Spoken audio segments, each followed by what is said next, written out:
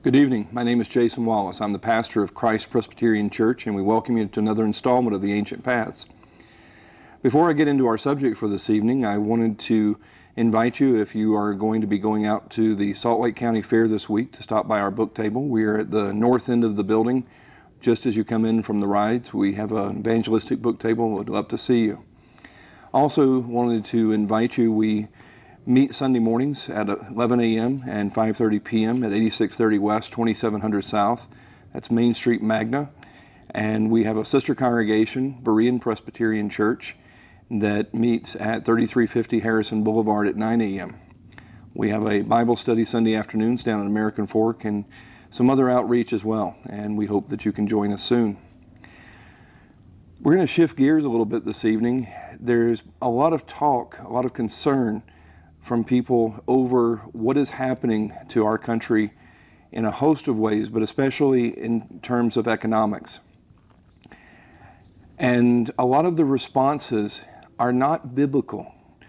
There may be some biblical language that seems to be thrown around, but often the responses are no more biblical than the problems themselves. And so I've invited Mr. Greg Miller, a member of our congregation, to come on and discuss the issues of the United States economy and what the implications are for Christians and what the Christian response should be based on what we see in the scriptures and what we can learn from other Christians dealing with similar problems in the past. Mr. Miller has a bachelor's and a master's in accounting from the University of Utah. I have a bachelor's and master's of business administration, and so we are not formal economists, but we actually do have some background in this that I hope will help shed some light on the subject. Greg, great to have you with us this evening. No, thanks for having me, Jason. Now, when most people think of money, they think of the pieces of paper they carry around in their wallet. Right. But very few people actually question, what is money? And so, in a fundamental sense, what is money? Fundamentally, money is the universally accepted medium of exchange. It is that commodity that can be exchanged for any other commodity.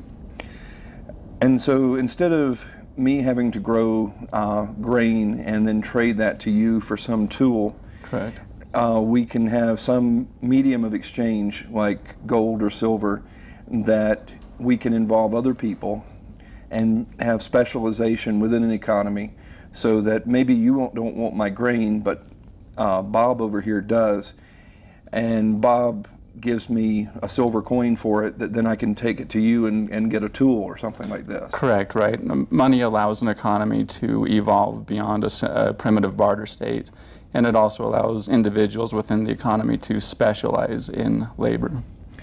Now, what are some of the qualities of money? I mean, what is it that makes, we see that gold and silver have typically been used for money. Why not oil or grain? Well, oil and grain are overabundant relative to precious metal. The five qualities that typically have defined money throughout history have been divisibility, durability, portability, recognizability, and scarcity. Yeah, it's hard to carry a barrel of oil around with you. Right. And there's a lot of the stuff. And there's also, perishability, things like this.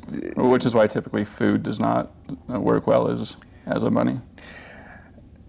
Now, there have been some fundamental changes in our financial system in terms of our money system in recent years. How is it that our money system is different from, say, 100 years ago?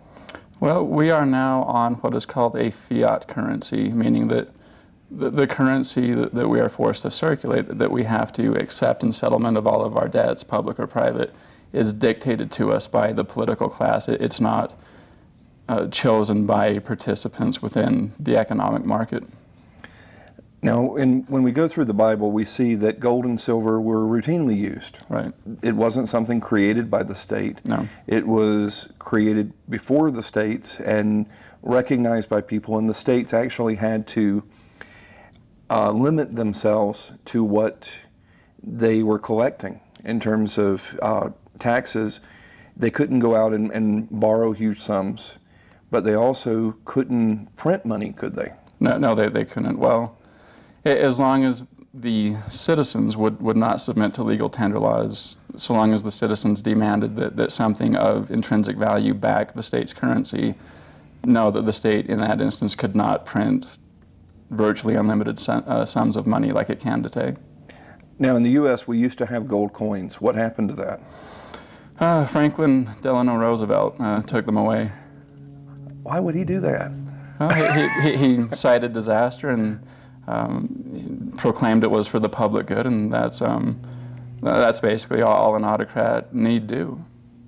He actually, in 1934, declared it a federal law that it was illegal to hold gold privately except in terms of jewelry or coins of collector's interest or something like that. Right, yeah, subject to a fine not to exceed $10,000, which was a lot of money in 1933 and still is today. Yeah, but it was the equivalent of roughly $250,000 maybe. $250,000, $500,000. Right. Plus prison time. 10 years. Yeah. 10 years. Up to 10 years. 10 years in the federal prisons for having gold that you didn't turn over to the government. At the value that the government dictated, by the way, too. It wasn't freely negotiated. Yeah, it's funny. They actually turned it in for roughly $20 an ounce. Correct. And after they got it all in, all of a sudden they declared that it was worth, what, $32 an ounce? $35. $35 upon buying out the citizenry's gold coin at $20.67 an ounce, the state then sold it to the Federal Reserve for $35 an ounce. So.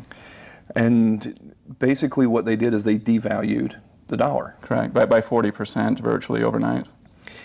And so the dollar would not buy as much as it used to buy. No. From foreigners. Correct. And it was basically a way that the government gave people paper. Now, you still had silver coins, though, during that time, didn't you? Correct. But then after 1964, those were done away with. Yes. But then, what was it, in 1973, 74, Nixon did something that changed things more fundamentally, didn't he? Yeah, in 1971, actually. 71. So in 1933, the United States went off the gold standard domestically. U.S. citizens could no longer redeem their paper government money for a weight of gold. But from 1933 to 1971, foreigners, foreign governments, foreign central banks could redeem their U.S. dollars for gold at a certain weight. Well, and in the wake of World War II, there was an agreement reached called the Bretton Woods Agreement, in which the U.S. dollar would be tied to gold. Every other nation's currency would float freely against the U.S. dollar. Well, the United States grossly abused that privileged position. Come 1971, as a result of the massive government spending due to the Great Society, the Vietnam War, our current liabilities were roughly double the value of our gold reserves. And so when France in particular, but other nations, presented their dollars for redemption in gold, we couldn't redeem them. So Nixon closed the gold window, severed our last tie to the gold standard. And so from that time, for nearly 40 years now, the U.S. dollar has been a completely fiat paper currency. And when people, to basically help people get their minds around this, it used to be that governments were subject to actually having gold and silver and things of value. Correct. That they could trade with other people. And gold and silver were just the historic mediums of exchange. Now we do have some gold reserves, or at least we're supposed to. No one allows an audit to find out for sure. Right. But for the last 40 years, basically, we have had a fiat currency system, as you said, that really is just paper backed by nothing, isn't it? Well, very often they don't even go to the expense of printing paper, because to print a $100 bill, that might cost 5 or 10 cents between linen and ink. I think right now only about maybe 3% of U.S. currency actually exists in the form of paper or coin, and the other 97% is just creations of electronic journal entries in computer databases somewhere. Now, when there was inflation in the old currency, when people still had gold and silver coins, you did have some inflation because governments would often mix in things, right, to reduce the actual precious metal content. Correct. I think it was over the course of about 150 years in the Roman Empire that the denarius went from practically pure silver down to 5% silver. You can trace it every so often. They would just add a little more pot metal. That's where we get the term debasement, because base metal would be mixed in gradually with the precious metal. So base metal debasement is where it comes from. Now, since we've thrown out any kind of hard money, right, and we've embraced this fiat, where the government is almost like God. We talk about His creation by fiat. Sure. That God says, "Let it be," and He creates everything from nothing. Government basically is claiming that authority with money, that they're creating money out of nothing. Right. It's the imagery of a monarch issuing declarations, or fiats as the synonymous term what would have it. So yeah, the state basically threatens us ultimately with physical violence if we do not accept its currency in settlement of all debts at the face value printed on the currency. So once you've got that system, inflation is a whole lot easier. The government moves to that system because it intends to inflate. I mean, inflation is a given once the state moves to a fiat system. Now, what would be the purpose of having inflation in an economy? Why would a state want inflation? Just the ideological changes. The state, by that point, would have been infiltrated and taken over at critical levels, but by persons who saw the state not as the servant of life, liberty, and property, but the state as a social engineer, the state as a savior, and for the state basically to supplant God's role, the state to supplant traditional roles within the family, and obviously to carry out such an arrogant and grand enterprise, the state has to have virtually unlimited resources to pull it off.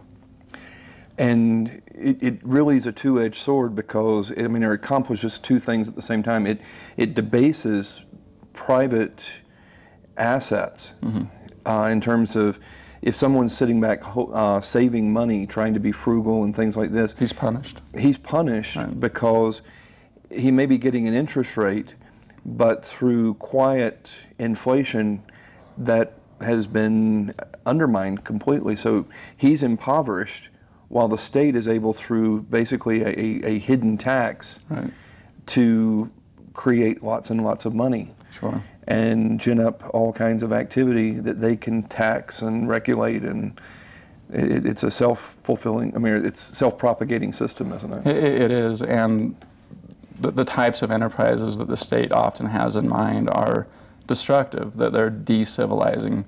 Typically, since 1913 with the Federal Reserve System, and the income tax also was imposed at the same time, not coincidentally. But but it was they promised that it was only for the top 1% or 1/2 of 1%. Yeah, it's funny. And it was never going to be applied to anybody else. Well, that's just something they say. Yeah, it's funny how the promises of politicians don't seem to hold up. Well, those promises were made by a prior regime. So Yeah. what are you going to do? Well, you mentioned the creation of the Federal Reserve System. Right. Let's talk about that a little bit. What is the Federal Reserve System, and why was it created? Well, the Federal Reserve System, it's deliberately complicated to prevent the public from understanding our monetary and banking systems. There are 12 Federal Reserve banks in America. In reality, I refer to it as New York and the 11 Dwarves because it's supposed to propagate the illusion of different banks in different geographic regions, crafting monetary policy based upon, whether it's the fishing industry, timber, logging, the grain-related industries of the Midwest, the financial industries back east. The idea is that these 12 banks gather financial data and then compile the data and craft monetary policy. In reality, I think over 90% of the assets in the Federal Reserve System are controlled and governed by the New York Federal Reserve. So, I mean, the Federal Reserve was designed by and for the moneyed elite. Yeah, it's sad to go back and see how many of the arguments that were made at the time were that this was to break up the power of the New York banks and spread influence throughout the nation, so that other regions of the nation could actually have a say as well. And it has been the greatest system of centralizing the power of the New York banks over the whole nation, and to some extent over the world. Yeah. Now, what was the stated purpose of creating the Federal Reserve System? In short, okay. but sold to the little people, right? Yeah. What was told to the people? The Federal Reserve would basically ensure high employment and price stability over time. They were going to maintain the buying power of the dollar, right? Yeah. Avert inflation and deflation. And most of us have grown up in an era that, except for high tech, where you buy a computer for $500 today and then see it 2 months from now on closeout for $150 or something. Other than high tech, we're used to everything costing more. Right. Has the Federal Reserve maintained the buying power of the dollar? Well, I think it's been remarkably consistent, actually. In 96 years, it has emptied the dollar of 96% of its purchasing power. So that's... I've heard as much as 98%. Yeah, so it's been pretty consistent. But as far as its stated objectives, no, it's the dollar is worth 1/25 of what it was in 1913 in terms of buying power. Yeah, I mean you look at industrialization has saved us money in terms of things like chickens. Chickens are now raised in these giant factory farms, and so some things are cheaper because of that. But overall, the buying power of the dollar has dropped dramatically, and especially since 1971, isn't it? I mean, they did a lot of damage in those first decades, but since then, this has just accelerated tremendously, hasn't it? Yeah, and it even spawned its own term, stagflation, of the 1970s, where unemployment remained stubbornly high, economic output plateaued or declined a little bit, but prices, across the board prices of everything measured in dollars, kept going up at a dramatic clip. I think one of the things that I've heard this illustration used, people have this idea because of what they're hearing in the news that oil is just ridiculously expensive. Right. And it's so much more expensive than it used to be. But the reality is that when gas was, say, 35, we'll make it easy, say 40 cents a gallon, 4 silver dimes would buy a gallon of gas, those same, and so for say a silver dollar, you could get 2.5 gallons of gas. Silver dollar now is worth, in its silver content, roughly $16. You can get a lot more than 2.5 gallons of gas for that same amount of silver, can't you? Correct, yes. So really, the price of oil in relation to silver and gold has gone down. It has. It's just that the dollar's not worth anything because it's colorful pieces of paper. Right. I mean, in a completely laissez-faire economy, one in which there are no legal tender laws, that the state does not dictate currency, the tendency of prices is to deflate over time. As technological innovation increases the rate at which we can bring more goods and services to the market, but as people demand as money, precious metal, which is relatively scarce, the ratio of goods and services to dollars, to precious metal, will increase over time. Looked at the inverse of that is that dollars per goods and service will decrease over time. So the tendency is, all things being equal, is for, in a competitive market, is for prices to fall over time, not to rise. And for savings, consequentially, to increase in their purchasing power. There's a lot more I'd like to say on this, but I want to get into the crisis that a lot of people are beginning to hear about with the American financial system. Sure. And flesh out how this has happened and what a Christian response is. I want to try to give at least an overview tonight, but I want to go ahead and open up the phone lines. And so if you'd like to join in the conversation, the phone number here is 801-973-TV20. That's 801-973-8820. We're talking about the Bible and money and the economic problems of the United States from a Christian perspective.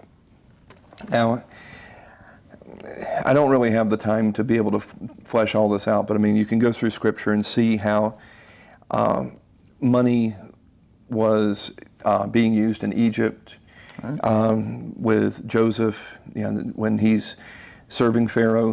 When the famine starts, they're giving their money, and then the money isn't worth anything because food is so scarce. Correct. And so in a system like that, the value of money can collapse. But in this fiat currency, there's this temptation, it seems, for government to grow unchecked. And that's the idea. Yeah, and you can also incur all kinds of debt. And there are a lot of people who are talking about a possible financial collapse in the United States. Do you think that that's something that is a legitimate concern? Oh, certainly. No paper money regime has endured throughout history. Typical lifespan is 20, 25, 30 years. The Chinese, like so many other things, actually invented fiat currency, didn't they? I think that they invented paper money. So. Yeah, well, I'm sorry, they invented paper money. Yeah. And the Roman Caesars were dictating fixed prices long before the Chinese, but they create paper money, and at first they're able to create more money than they actually have assets to support, and it creates this flurry of activity for a while. Oh, it does. In the short term, what's so cynical and insidious about paper money is that when there's, in the initial stages of an expansion of the money supply, there's the illusion of prosperity because prices across the board are rising, including wages.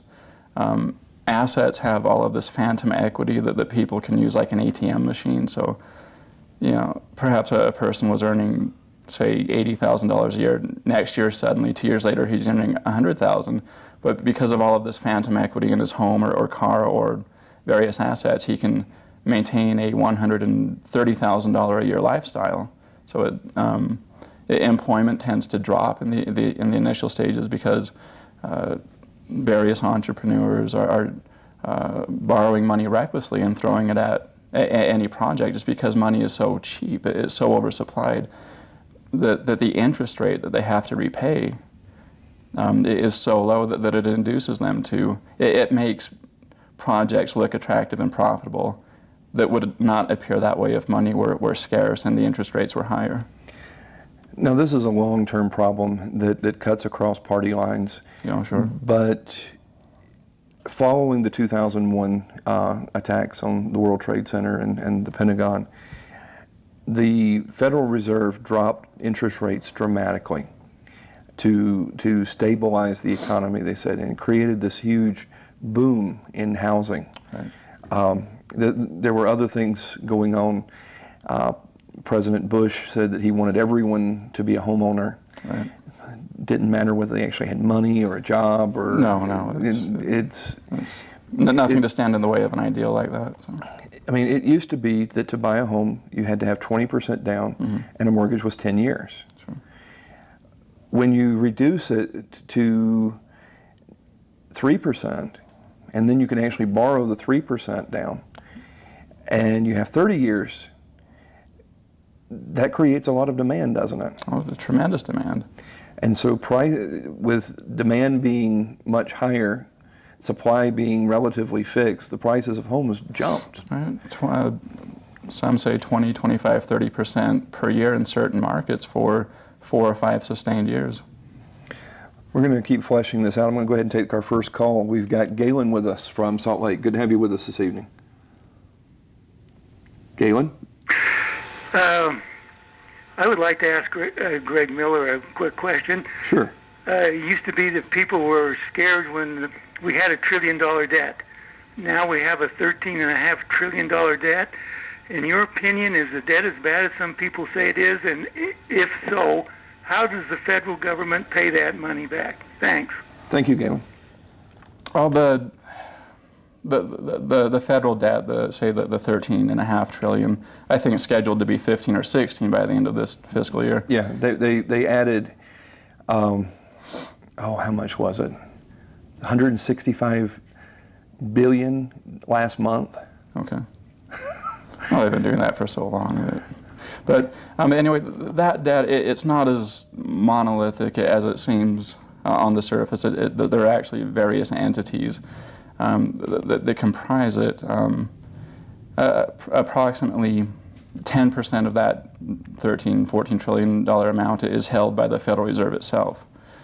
Another approximately 40% is held by various government agencies that have borrowed from the surpluses of other government agencies.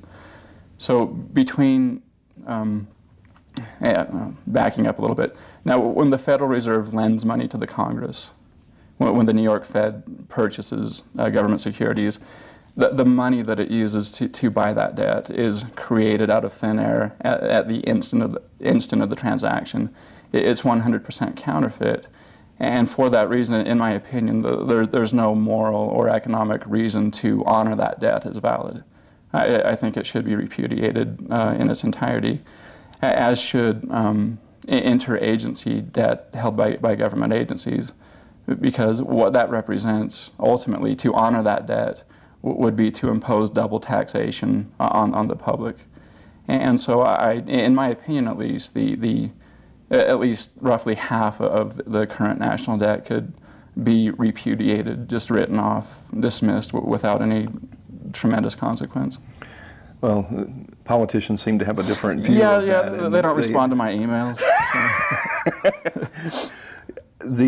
But to answer his question directly, where the cash basis national debt, and that's ignoring our unfunded liabilities, which are anywhere between, say, $50 and $100 trillion, depending on the time horizon and the discount factor used. But just the cash basis debt, which will be 15, 16 trillion at the end of this year, is equal to 100% of our national domestic product. And when you consider that sobering statistic, and also the fact that our workforce is aging, that there will be more retirees per worker going forward, and that tax rates and regulations are increasing, which suppresses productive output, I think it's just mathematically impossible for the government to honor that debt.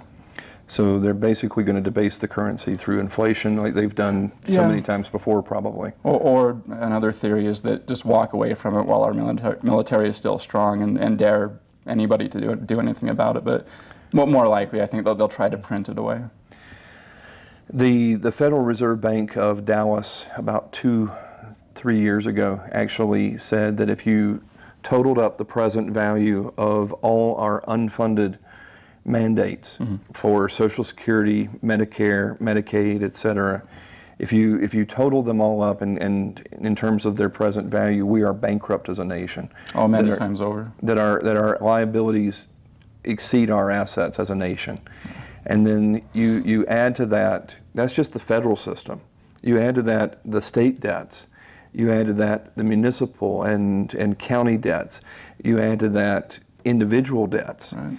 And the reality is we are bankrupt as a nation. Yeah, I mean, don't let individuals off the hook. You know, we've ceased to save, we've ceased to invest. For the longest time, the fictitious equity in our homes for many of us was our savings, it was our reserve, and that's evaporated very quickly. One of the things that some people are saying is a strong possibility. We've enjoyed this privileged place that we have had a strong military, we have had a strong economy, and despite the fact we haven't been paying people in gold, we have been the engine for the world's economy. And so people have taken our paper money. Right. And we got all kinds of foreigners to buy asset-backed securities that helped us fund our housing boom. So that, you know, there were people moving into neighborhoods here in Utah that they'd put 3% down, and before they could even move into their house, they might have $80,000 in equity in it because just the prices were jumping so quickly. Right. And then they would immediately start to tap into that equity as well. So they would have, you know, a house with, say, a $300,000 fair market value, but suddenly $340,000 of debt against it. We're going through a period right now of deflation as lending has dried up and a lot of other things, and so prices are dropping. What is the problem? What's going to prevent that from continuing, though, in your opinion? Well, deflation is the natural consequence of the bursting of an inflationary bubble. It's if left unchecked, deflation would be a painful period, but it would be brief. It would serve the purpose of reallocating scarce resources from companies that destroy wealth to companies that generate wealth and have profits to prove that claim, and that can then use the profits to buy the assets of the insolvent companies, put those assets to productive use, and stimulate a recovery. That is the natural deflationary course that should be allowed to run. But that's bad politics. It's painful. The citizenry does not like it. And so the Federal Reserve has been contesting that cycle by monetizing the non-performing debts of various banks at 100% of face value by purchasing hundreds of billions of dollars of treasury debt so that the government can then spend that money into the economy and try to stimulate activity. It used to be that banks were very cautious in their lending because they knew there were real risk. Sure. And they made people put 20% down and things like that. We've shifted that risk away from the banks now to the government itself. And if we let the deflationary cycle go, the banks are going to get hurt. Yeah. And so they have to inflate to protect the banks. Sure. Because if housing prices drop by 50% to what they were, say, 15 years ago before all of this, there are not a lot of people who have 50% equity in their homes, are there? No, no. And the bank's equity would be wiped out very quickly, wouldn't it? Right, and rightfully so, I might add, though. That is the flip side of capitalism. It has that vicious self-correcting mechanism that is very necessary to punish wasteful, destructive, irresponsible behavior. that's being suppressed. Let me touch on this. We're trying to squeeze an awful lot in this evening, but is capitalism a theoretical system like Marxism, or is it just freedom? No, it is freedom. Capitalism, I should be careful using that because that's actually a term that Karl Marx coined and popularized. Call it free markets. That is the condition of man to subjectively value the property that somebody else has and seek means to acquire it, preferably peaceful means, productive means, and to peacefully, in a voluntary manner, negotiate exchange. Well, let's go ahead and touch on what some people are concerned about, which is hyperinflation. Mm-hmm.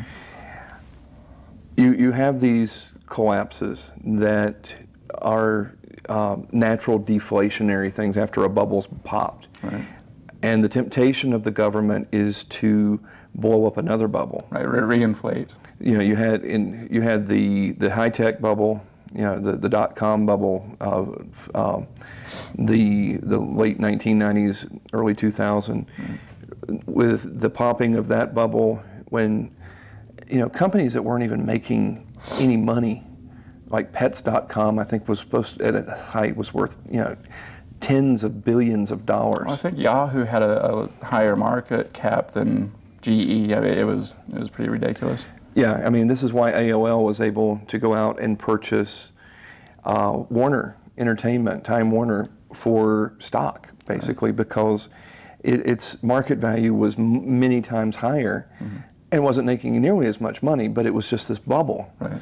Because the cheap money naturally lends itself to these kinds of things. Right. It's called the greater fool theory, whereby investors do not purchase in the expectation of one day enjoying a cash dividend from their investment, but because for whatever reason, and sometimes for no sound reason at all, they've developed an expectation that if they buy and hold for a short period of time, somebody else will come along, a greater fool than they will come along and cash them out at a higher price than what they paid a short while ago.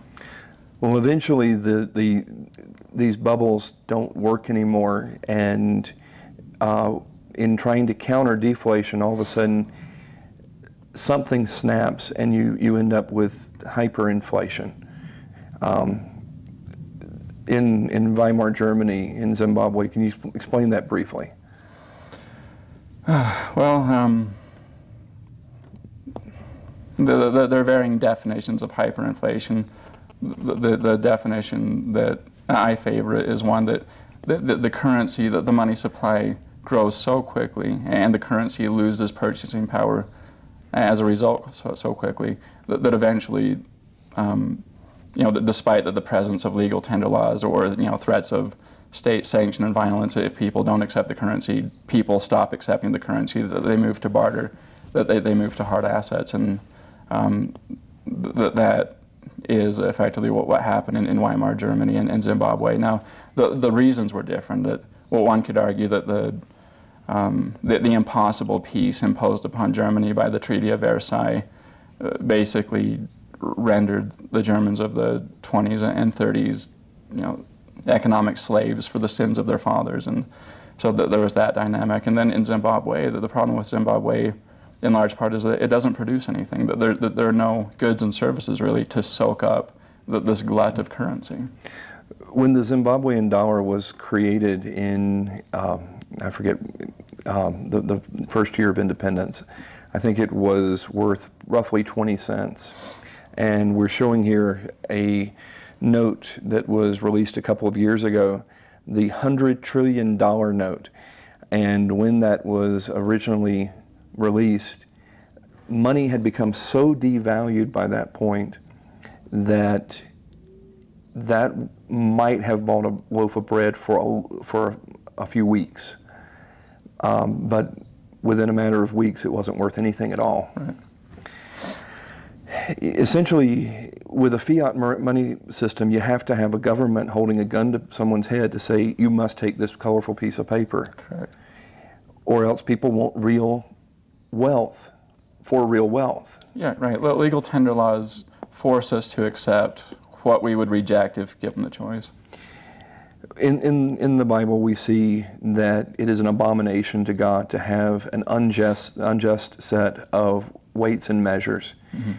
And I think that this is a good, when we understand that money was dealt with by weight, right, that people were trading, say, an ounce of silver, and the coin was stamped to give basically the assurance that the government had tested it and was standing behind that it actually was silver or something like this. But the value was not in the stamping, the value was in the metal. Right. And to debase that was to steal. Right. It was to lie to somebody as to what they were getting when that silver coin was passed to them. And it's been the nature of tyrants to always do this. Well, I want to flesh out a little more and then talk about some biblical responses to this, but I want to go ahead and open up the phone lines one more time. If you'd like to join in the conversation, our phone number here is 801-973-8820. That's 801-973-8820. We do have one caller waiting on us right now. We have with us Ken from Bountiful. Good to have you with us. Ken? Yes. Jason? Yes, you're on the air. Thank you very much for your program tonight. Thank you. Jason, I'd like to ask Greg a question. To me, money is just saved labor, money that you've worked for, you haven't been able to, or you haven't spent, and you've saved it. And in view of all of the problems you're talking about, the present deflation and the tremendous inflation that we can all see coming, Greg, what is your judgment? What are the options? What should a person do who has some money or some, say, stored labor? What are the options? What are you doing? What would you recommend we do to try to retain some of the value that we've been able to work for and to save? Thank you so much, Ken. Well, what I've been doing personally for the past few years, and what the advice I give other people is to buy and hoard gold and silver coin. Precious metal moves opposite paper money. So when this tsunami of inflation to which Ken alluded ultimately does come crashing down on the markets, the true nature of the extent to which our currency is debased will be reflected in rising gold and silver prices. And I think that one should anticipate having to, at least for a period of time, negotiate with others on almost a somewhat primitive barter system. I would add to that groceries are another factor in there, that we can store up our wealth in terms of groceries. I mean, that food preservation is much better than it's ever been in human history, and so we have such a sensitive distribution system that if there is a breakdown where people go to an ATM and they can't get money out of it, or they take their credit card and they can't buy gas, there can be disruptions in that distribution system that having food on hand, which our neighbors seem to hold to it's one of the things I agree and respect about them. Sure. But I disagree with the theological reasons that they state for it. But food is food. But it's nice to be able to feed your kids. Right. I want to flesh this out a little bit. To me, the collapse of the Roman Empire, because of these kinds of tyrannies, this kind of fraud, really is, to some extent, what ushered in Christianity being able to become a legal religion. And people looking to Christianity as having a fairer system to be able to survive. Now, the Roman Empire in the West was largely bankrupt and had all kinds of problems and ends up collapsing. But the Roman Empire really doesn't collapse until the 16th century. Constantinople doesn't fall until the Muslims, the Ottoman Turks get cannon. And in 1543. Yeah. I'm reading a book called 1543 right now. Oh, so, cool. Yeah. Yeah, and it's funny that the Lord preserved so much of that until the Protestant Reformation had a chance to really gain ground. Mm-hmm. And unfortunately, the Reformation made its way back to Constantinople, and Cyril Lucaris, the Patriarch of Constantinople, embraces Protestantism and gets killed because of it.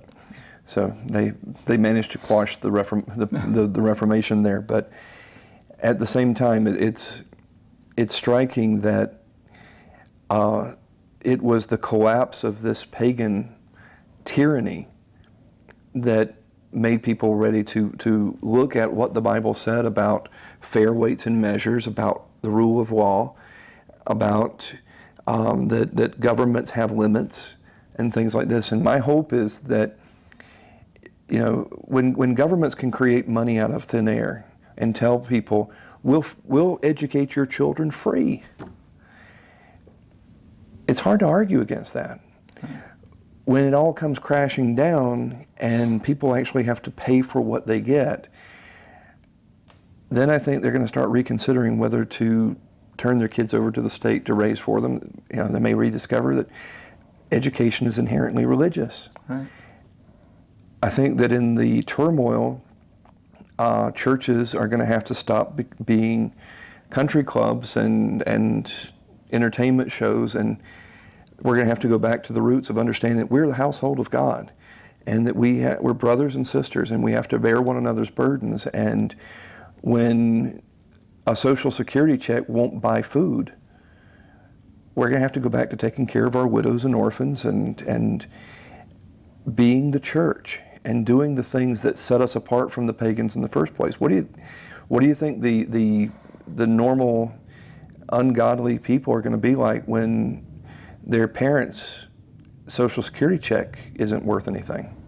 I have images of Sparta. I just shuddered to think about that. But history doesn't show an innate kindness toward the aged and the sick, does it? No, to the useless eaters, no. Yeah, I mean, it was in the wake of Weimar Germany that you get this euthanasia program that was very popular. Hitler in 1933, he takes power, he introduces euthanasia. Right. And it was heralded by Margaret Sanger, the founder of Planned Parenthood and others, because here's Germany. That the funny thing is, Germany was the envy of the world in 1920 because they managed to inflate their way out of the post-war collapse faster than anyone, and everything seemed to be going wonderfully. I think an ounce of gold cost 42 marks in 1920, roughly. By 1923, it cost 57 trillion marks. Yeah, it was almost a theoretical number. I mean, I don't know what 57 trillion means, to be honest. But basically, it was worthless. Right. I mean, the marks were worthless. They were burning them for kindling. But to me, it's an opportunity. But I want to touch on what we see in terms of some of the not so biblical responses. Ayn Rand is a favorite of many people because she was a very articulate critic of socialism. She wrote these books such as Atlas Shrugged or The Fountainhead and things like this. And people read how the producers are supposed to throw off the shackles and be great, and not give in to charity and things like this. What's your basic criticism? I mean, it's unfair to do this in a short time, but I want to give some people some touchstones to maybe plot some deeper investigation. What's your problem as a Christian with Ayn Rand? Sure. Ayn Rand was clearly a brilliant woman, a skilled writer who understood and articulated some sound principles well. I don't begrudge her that, but she was an atheist who, in spite of her atheism, proclaimed this philosophy called objectivism, that declared that there are absolute moral imperatives. And one asks, well, without a lawgiver, how is there absolute law? And the answer boils down to because Ayn Rand says so, that's why. I mean, her movement quickly degenerated into a cult of personality where she would strike down any dissent, any wavering conviction or fidelity or smite unbelief, as it were. And within 10 years, her movement had disintegrated. And and during that time, she had no qualms about stealing other women's husbands, as it were, as well. So, her view of private property, as it were, is somewhat situational, it would seem, in the final analysis. Beyond that, she again proclaimed, and apparently we're supposed to believe it because she says so, that the chief end of man, as it were, is to pursue his own happiness. Well, that's an exceedingly narcissistic, selfish worldview that does not lend itself to developing and maintaining robust, peaceful, prosperous communities necessarily. Yeah, I mean, Ayn Rand is a fun read when you have had socialism shoveled down your throat. Right. But her characters are caricatures, and she doesn't have a consistent system. And I think it's interesting that one of her disciples is was Alan Greenspan, who has been the chief architect of all these bubbles that we got up until Bernanke. Yeah. Again, Ayn Rand, they're just tremendous inconsistencies, and the fruits of her own life should cause a person to still to appreciate her contributions at an intellectual level, but not to embrace the lifestyle, the overall worldview that she espoused. Whittaker Chambers actually, I think, did a very good critique of her in her day, but there's some more Christian things at a more philosophical level as well. We're almost out of time. I want to touch on, there are people who are identifying the problems. I mean, it's becoming obvious. I mean, even the Federal Reserve is saying we're bankrupt as a nation. Right. And we see that there are various things shaking out there. And it's becoming obvious that Obamonomics is not really getting us out of this problem. It's just doubling down on Bush's failed policies, so it's, it's more of the same but worse. Yeah. I want to touch briefly on Alex Jones and a lot of others who identify some of these problems, but they identify them in terms of some grand, great conspiracy, that this conspiracy is actually what's in charge. Very briefly, can you touch on what you see as the problem with that as a Christian? Well, it's within the nature of man to conspire, to try to recruit the talents and the resources of other people to help him accomplish his ends. Do you see the need for some overarching conspiracy to make men evil? No, I mean the evil flows. It's the overflowing of the human heart. Out of the heart proceed lust, theft, murder, adultery, etc. And as in Job, I mean, we drink water drink iniquity like water. We are a sinful people. We are. The common thread is not a common conspiracy, but a common depravity. It is. And there are conspiracies. I mean, it's no accident that the chief bankers and financiers of New York all get on a train heading for Jekyll Island to do some duck hunting. And they all take on assumed names. They bring in servants who don't know them, and they all meet down at Jekyll Island, Georgia, not far from my home. See, South Georgia really is the center of the world. Anyway, but they come up with the Federal Reserve System, and they sell it that it's going to take away their power, and lo and behold, it solidifies and enhances their power beyond their wildest dreams. That's a conspiracy. There are a lot of conspiracies. But the Bible is very clear that, of course, men conspire. Of course, men try to shake off God's rules and God's rule over them. But God's response is He laughs at them. Yeah. And these people, you look at Alex Jones. Alex Jones is good at criticizing some real problems. But like Ayn Rand, it's a cult of personality that if you disagree with him on anything, it seems like then you're just a tool of the conspiracy. Right. And it's Gnostic. And the Christian response isn't Gnosticism. It's not to throw off the state as an institution and say, well, I don't need anyone to rule over me. It's to recognize that God is the one who set up the state, the family, and the church, and they have to function within their proper bounds.